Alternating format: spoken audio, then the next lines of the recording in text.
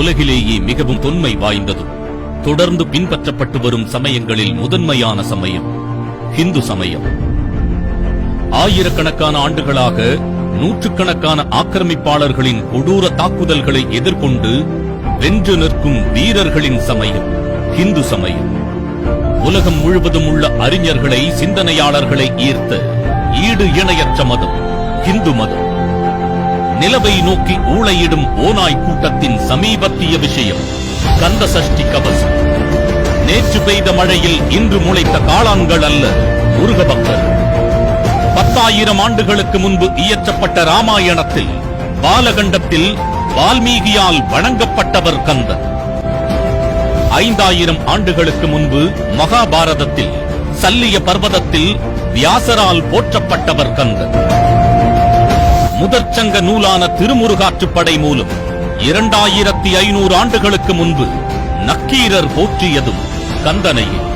தொல்காப்பியர், காளிதாசன், அருணகிரிநாதர் போன்ற கோடிக்கணக்கான பக்தர்களின் வரிசையில் இன்றும் கந்தனை வணங்கி நிற்கிறோம் நாம். கேள்விகளையும் விமர்சனங்களையும் கண்டு அஞ்சி வேலி போட்டு பாதுகாக்கப்பட்டவர் அல்ல முருகன். இன்று உலகில் கடைபிடிக்கப்படும் மேற்கத்திய சமயங்கள் கேள்விகளையும் விமர்சனங்களையும் அனுமதிக்காது. ஆனால் 2500 ஆண்டுகளுக்கு முன்னமே நெற்றிக்கண் கொண்ட சிவனாக இருப்பினும் முரண்பட்ட உரிமை உண்டு என்பதை பறைசாற்றிய நக்கீரரால் போற்றப்பட்டவர் முருகன். இன்று உலகம் முழுவதும் அடுக்கடுக்கான பொய்களையும் ஆதாரமில்லாத இனவாதங்களையும் கொண்டு நூற்றுக்கணக்கான தொன்மை வாய்ந்த நாகரீகங்களையும் வழிபாட்டு முறைகளையும் சிதைத்து வருகின்றார்கள். அப்படிப்பட்ட கூட்டத்தின் கடுமையான முயற்சிகளையும் வென்று வந்தவன் வேலவன். ஆசை காட்டியும் அச்சுறுத்தியும் திணிக்கப்பட்டவர் அல்ல முருகன்.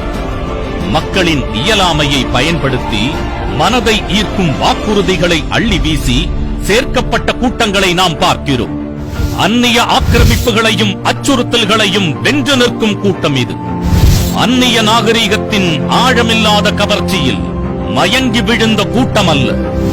நவீனம் எனும் பெயரில் அருவருக்கத்தக்க இயக்கங்களால் ஈர்க்கப்படும் ஈனப்பிறவிகளின் கூட்டங்களை நாம் காண்கிறோம்.